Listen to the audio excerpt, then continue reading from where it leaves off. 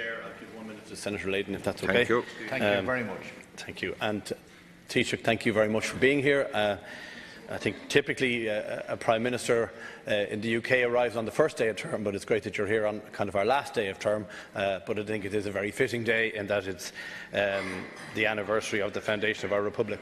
Sorry, Neil? You have to do it because the Brits do it. Please well, I was about to say that it's not always a good idea to follow the trend of what happens in Britain. And I was equally coherent. Look, leader, now stay quiet for a second, and I'll try and say nice things about your leader. The EU, I think, Taoiseach, you did a very balanced, measured contribution this morning, and I think it's very welcome that you're here. I would suggest that perhaps more than an annual engagement would be worthwhile. Now, you don't have to be here every week, but certainly I think more than once a year would be, I think, welcomed by almost all the members of the Chamber on both sides of the House. And certainly, I think, Taoiseach, I would like to pay credit to you and indeed to my own party leader for all of the work you've done on Brexit, right around travelling to every EU capital and negotiating and dealing and explaining our position as a country with every one of those. Myself and Senator O'Donnell and others were away recently on a trip with the Finance Committee to Luxembourg, and it is great to see the unanimity that comes across from the other EU 26 countries with Ireland. They understand our position. They know we're involved. Senator Richmond was also there, and Deputy McGrath. And they do really understand our position. I think a lot of that is down to both yourself and Minister Coveney, and indeed other party leaders like Micheál Martin, who have been across and spreading the word.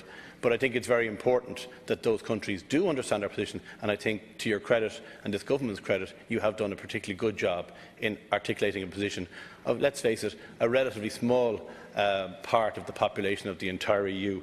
I have a very limited amount of time, and I have plenty of things I'd like to say. I certainly welcome the global presence increase that you've articulated in terms of Mumbai, LA, Frankfurt, Cardiff and other locations that are coming along. But I think it's also important that Taoiseach, both yourself and myself ran for the first time in the local elections 20 years ago in 1999, and neither of us at the time were successful, and certainly you've been far more successful than me in the last 20 years in terms of your position. But I do think it's very important as a chamber, particularly those of us who have been elected by councillors, to acknowledge the huge role of local government.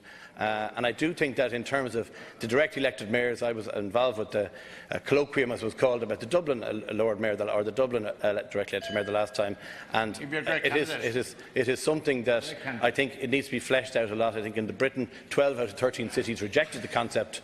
So I think it needs to be teased out a good bit more, and hopefully in the next few weeks that can be done for Limerick, Waterford and Galway.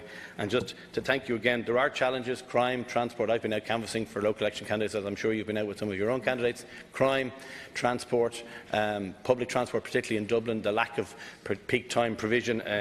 And again, I would absolutely articulate or agree with the points of Senator Mulherin in terms of regional imbalance with 3 grandparents from the West. Certainly, I would like to see, as somebody based in Dublin, that the other cities and regional development is more balanced than it currently is. Senator Layden, 1 minute.